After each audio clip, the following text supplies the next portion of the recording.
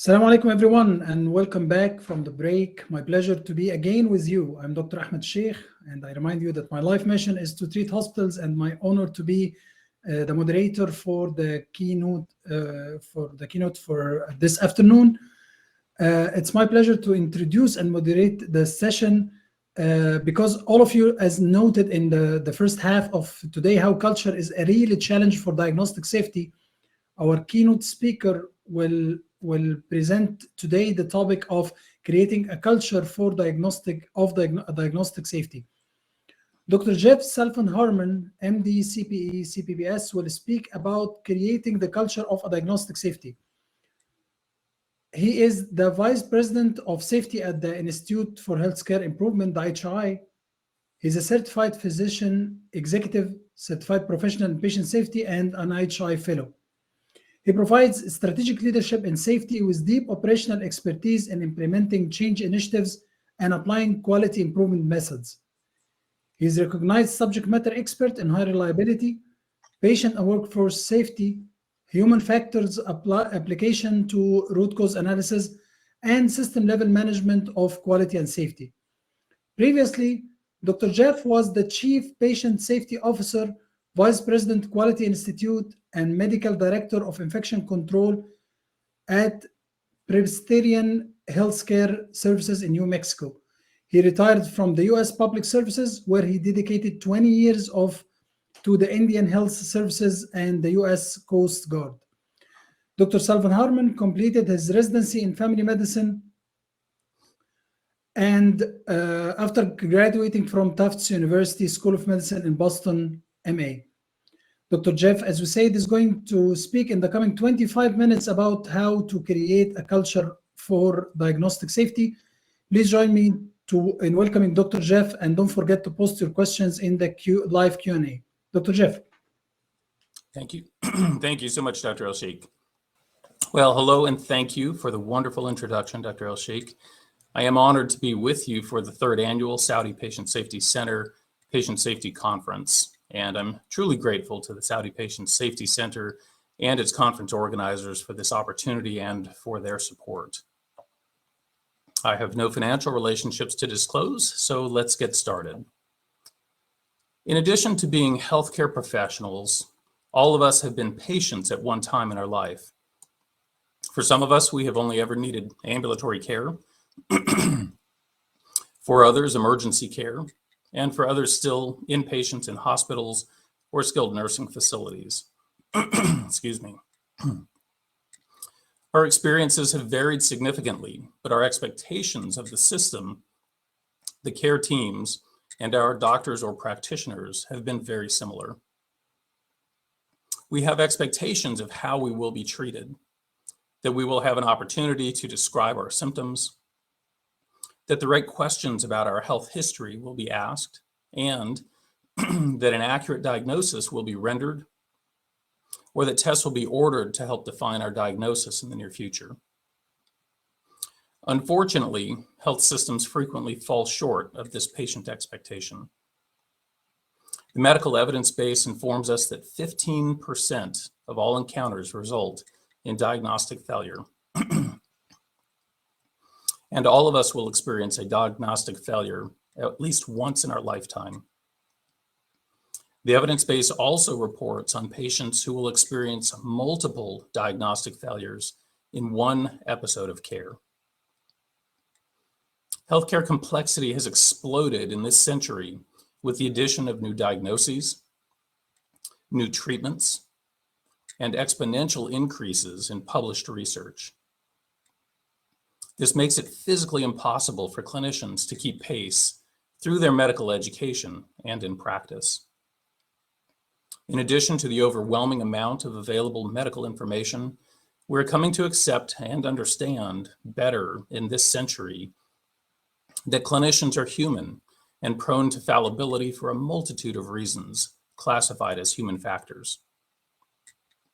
We're going to explore the dynamics of how clinicians in complex health systems, supported by mountains of new information, experience diagnostic failures, and what we can do at the individual and system levels to improve the culture of diagnostic safety. Let me tell you about a patient named Catherine to make clear who we are caring for and the impact of diagnostic safety work. Catherine is a wife, mother of 3 adult children, and grandmother of 2. She arrived at urgent care with 3 days of upper respiratory infection symptoms. One of her grandchildren had been sick, and she thought she caught it from them. She was experiencing congestion, a moist cough, sore throat, and felt feverish. A chest X-ray was performed and read as negative for an acute cardiopulmonary process, but her symptoms were still unexplained. So she was referred to the hospital emergency department the same day for shortness of breath. A computed tomography angiogram of her chest was performed and was interpreted as showing a small active patch of pneumonitis in the right lung apex. Additionally, an 11 millimeter nodule in the superior lateral aspect of the right lung lower lobe was identified, and further evaluation was recommended. Catherine was then admitted to the hospital for incidentally identified hyponatremia. She was not hypoxic, but the pulmonary nodule finding was not communicated to her at that time. When she was discharged from that admission, she was not informed or instructed about further evaluation of the lung nodule. 7 months later, Catherine presented to the same emergency department for pain in her upper abdomen. A CT of the chest and abdomen was performed and revealed worsening lung nodules, now suggestive of carcinoma. She was again noted to be hyponatremic, which also now prompted further evaluation. The emergency department physician discussed the CT scan findings, and this was the first time that Catherine was informed of her lung nodule. She was admitted to the hospital now for an oncology evaluation. She later underwent another CT angiogram of the chest and a positron emission tomography scan of her chest, along with a subsequent lesion biopsy. Combined, these defined her disease as stage 3, T4N1 adenocarcinoma of the lung. As we think about creating a culture of diagnostic safety, we can draw on what we already know about fostering a culture of safety and combine this with the emerging science of diagnostic lapses. The sum of this combination will be an illustration of diagnostic safety culture. Let's look at each of these to understand them better. Culture is one of those terms that we are all familiar with, but can't really define when asked. Culture is defined as the shared beliefs of a group or community of people. So a culture of safety in healthcare is the shared beliefs around safety processes and outcomes of the healthcare workforce. In order to establish a culture of safety, some key attributes are necessary, starting with psychological safety. We can define psychological safety as the perception that no punishment or retribution will occur for speaking up about safety concerns, risks, or observed deviations from standards, whether undesired outcomes occur or not. Multiple factors go into promoting and maintaining psychological safety in the workforce: communication, transparency, accountability, equity, trust, respect, and dignity are at the top of my list. Awareness and learning about risks, good catches, and adverse events is optimized through systems of reporting when psychological safety is present. Systems of reporting are often thought of as the reporting software used to capture this information. But a system of reporting is much more than that. It consists of identifying who is expected to report, removing barriers to reporting, creating incentives to reporting, and policies that govern protections of the reported information and reporter. A culture of safety supports and is supported by the management of adverse events, whether identified through the reporting system or not. Management of adverse events should be driven by a learning mindset, meaning that we investigate an event to learn how our system of care did not yield desired results. It is not about learning who is responsible so they can be blamed or disciplined. In addition to learning for system improvement, we should also be learning so we can address unmet patient and family expectations of the care system. Transparent disclosure and shared learning consistent with communication and resolution programs addresses patient concerns and should involve patients and families in the improvement process. Many tools and frameworks exist to guide the learning process, but many of them overlook human factors, both physically and psychologically. Adoption of a model that includes human factors will yield higher fidelity results for stronger improvement plans. The vast majority of processes in adverse event management are reactive and focus on learning about system vulnerabilities after harm has occurred. Moving to a proactive approach serves our patients better in protecting them from potential harm. We can assess system vulnerabilities prior to harm occurring, encourage reporting of risks in addition to events, use predictive tools like failure mode and effects analysis, and even venture into new technologies for risk prediction with augmented intelligence and machine learning. Proactive approaches are enhanced through organizational crowdsourcing. Said another way, safety is everyone's business in healthcare. Preventing harm to patients is not just the domain of clinical staff. It is the responsibility of leaders, administrators, housekeepers, food service, and everyone else employed by the practice, hospital, or system. This shared ownership, coupled with trust, respect, and dignity in the workforce, transparency with patients and families, and a learning mindset will accelerate your safety journey. Many of us have heard the term diagnostic failures before and can recognize that it is a purely scientific description of a process that did not yield desired results. In a purely technical world, this makes sense. But in the very human world of healthcare, the humans who perform the work are among the most self-critical professionals and take the term diagnostic failure as a personal failing, which can lead to moral injury, burnout, and even departure from the profession. Let's agree to use a term that still indicates undesired results in the diagnostic process, but that has less emotional overlay for our already overwhelmed workforce, and that is diagnostic lapses. These lapses come in three forms: diagnostic inaccuracy, diagnostic delay, and communication breakdowns. Let's look at each of these individually to appreciate the differences. Diagnostic inaccuracy can be thought of as a diagnosed condition other than what the patient is actually experiencing. Accurate diagnosis is dependent on a multitude of factors, which become ever more complicated with each year that technology, medical research, and complexity of delivery systems increases. Providers today remain steeped in intuitive decision-making, driven by heuristics, subjective perceptions and interpretations, and prone to the impact of human factors. Cognitive bias in multiple forms can derail this intuitive decision-making. These biases are well described by Dr. Cross-Carey, whose work in this field I recommend to you.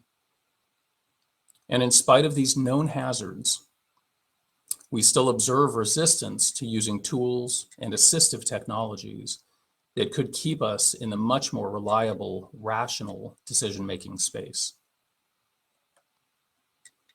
So much information and data is generated in contemporary healthcare that managing it all has become unmanageable and can result in significant delays of diagnosis. Without question, delays in obtaining, recognizing, and acting on vital data increase the risks to our patients. Diagnostic study orders drive the volume of diagnostic data returning to providers. In countries and health systems with third-party payers or with high rates of medical malpractice litigation, more diagnostic tests are ordered to be sure or to cover all bases. Also, the distance of providers from the cost of diagnostic studies translates proportionately to the number of studies ordered. In the face of this data inundation, delays are inevitable. We also must become more aware of patient factors like transportation, time availability, and understanding instructions or urgency, which can result in delayed completion of a study. Logistical factors like mechanical failures of diagnostic equipment, availability of equipment, or availability of operators may result in delayed performance of the study. Technological factors like computer systems, internet availability, communication systems, and the like can lead to delays in transmitting study results. And process factors like provider time availability, tracking or flagging of study results for awareness, and provider coverage plans for service rotations or on-call coverage can induce delays in receiving or acknowledging study results. Our current systems of care delivery are just not designed to manage the daily tsunami of data. Even when diagnostic studies are completed timely by patients and technical departments, with sending of results back to the ordering provider, we can still see breakdowns in communication of diagnostic results to the very patients who underwent the studies. In some cases, the study results require professional consultation for planning of next steps before discussing with the patient. In other cases, all of the information is available, accurate, and timely, but provider availability does not support timely communication with the patient. Imagine having the information about Catherine's new aggressive malignancy, or if she had labs indicating toxicity from a critical treatment, but not communicating them until the next appointment 1 month later. Or receiving a malignant biopsy result for a patient who was just discharged from the hospital and has no home of record or phone by which to communicate their time-sensitive result. We don't always have control over the circumstances that lead to communication breakdowns, but we do need to be sensitive to those circumstances that can lead there. While we can divide the causes of diagnostic lapses into 3 broad categories, the drivers of the lapses in each category are nearly as complex as healthcare delivery itself. Each system, each facility, each practice will encounter different drivers and need to develop local solutions to improve performance in that area. I can't impress upon you enough the unique culture of each facility or practice, even within the same system, and thus the need for unique and locally driven solutions to align with the system design and culture of each one. While this may seem contrary to high reliability organizing principles, we must acknowledge that even consistent or identical system designs may produce very different outcomes in healthcare when patient populations and the workforce are inconstant. Human variation and fallibility play large roles in the accuracy and precision of healthcare outcomes. Our best strategy to improve diagnostic safety is to optimize the systems designs of our delivery systems with a strong emphasis on human-centered design and human factors.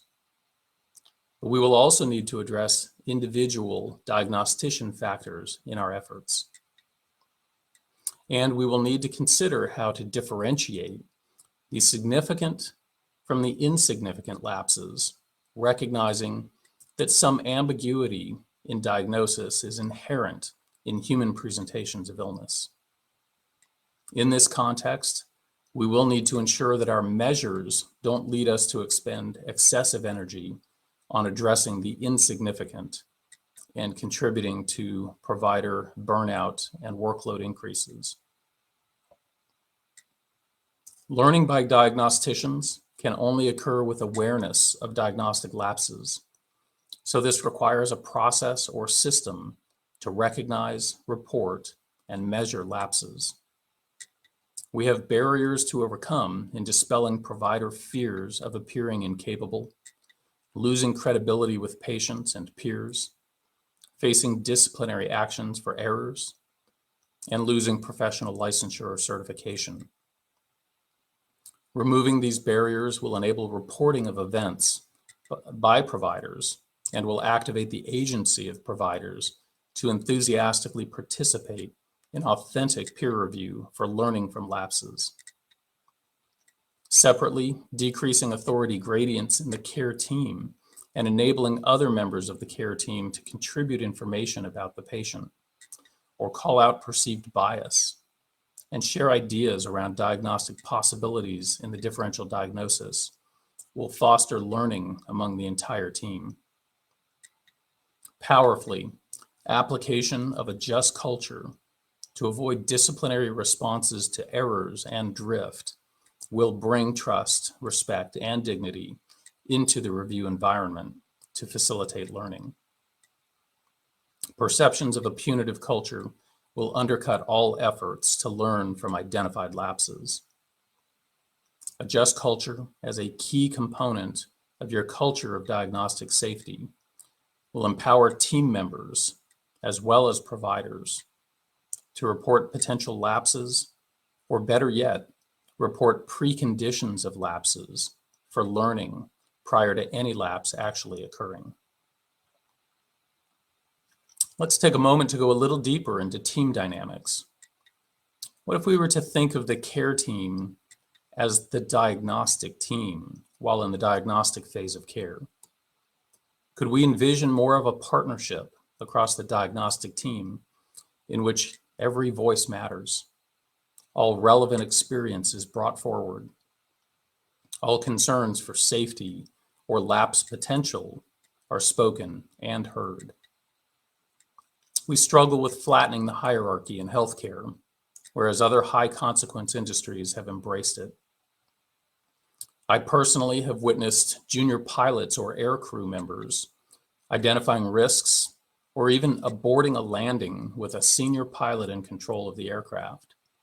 And the response from the senior pilot was gratitude and curiosity instead of defensiveness or derision. Team training needs to be embraced in two particular areas simultaneously. The first is medical education, and the other is among the practicing workforce. If we focus solely on the training environment, graduates entering the workforce will become disenchanted when they learn that teamwork skills are less prevalent than expected. They may even be persuaded by colleagues to abandon some teamwork practices. Additionally, the rate of graduation from physician training would also require decades to reach the tipping point in the practicing workforce of team-focused providers.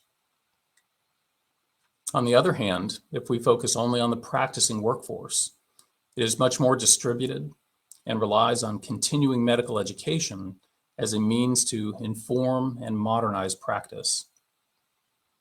Adoption of teamwork principles and practices would be inconsistent and asynchronous, leading to higher rates of abandonment without peer reinforcement. To sufficiently shift the collective mindset, we need to address both at the same time: medical education with simulation, modeling, and reinforcement, and practicing workforce with continuing medical education augmented by improvement science for application in the practice setting. We have very clear evidence that current process and workflow designs in ambulatory and inpatient care settings do not sufficiently prevent diagnostic lapses.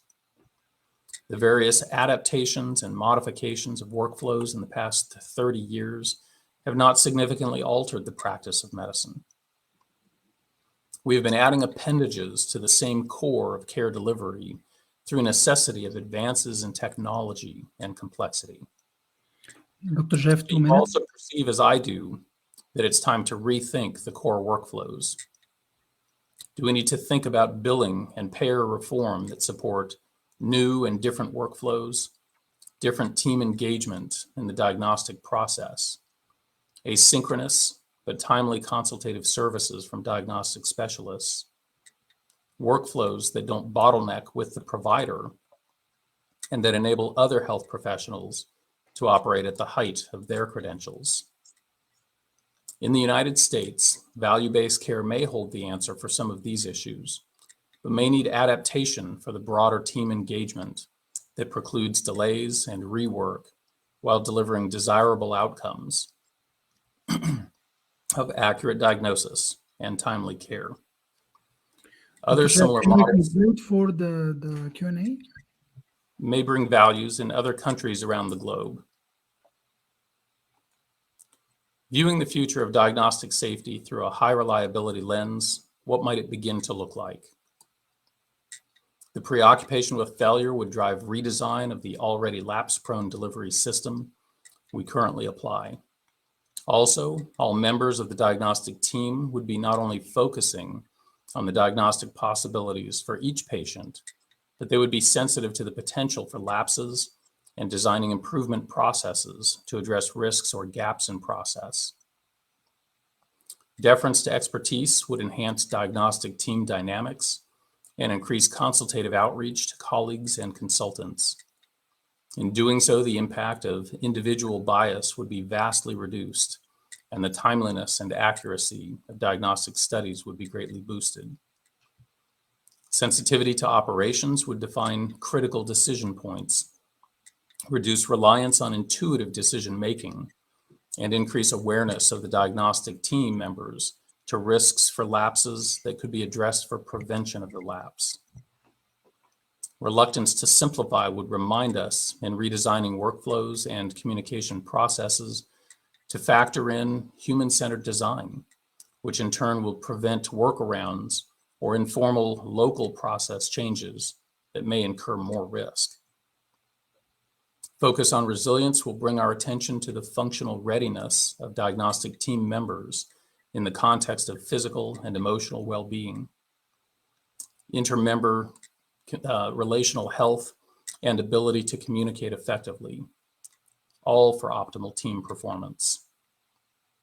We should be striving for process design features with automation where appropriate, engineered fail-safe functions at single points of failure, policy and process guidance incentivizing desired behaviors and actions, audit and refresher simulation-based training, and leadership alignment with safety culture principles. Dr. Jeff, shall we wrap up? Say again? Shall we wrap up for the Q&A? Yes, getting there shortly. Creating a culture of diagnostic safety requires patient-centered, non-biased, team-based, coordinated, and accountable care. Let's return to Catherine's care and envision a redesigned diagnostic team and workflows. Her pulmonary nodule would have been reported as a pulmonary mass with malignant potential, using key terminology changes to increase risk awareness to the ordering diagnostician. Would have been communicated to her by any one of the care team members with time availability and knowledge sufficient to convey the concern and importance of follow-up or biopsy, and would have resulted in scheduling the follow-up from the emergency department or communicating directly to the inpatient admitting team. This would have translated into earlier definitive care and increased survival. Catherine would have been diagnosed with a T2N0 adenocarcinoma, stage 1B or 2 at most, and her 5-year survival would have been closer to 70% than the 30% of her stage 3 disease. as a wife, mother, and grandmother, that would have meant being there for twice as many birthdays, holidays, graduations, events, and memorable moments for the entire family. To honor our learning from the diagnostic lapses in Catherine's care, what can you start doing by next Tuesday to create a culture of diagnostic safety?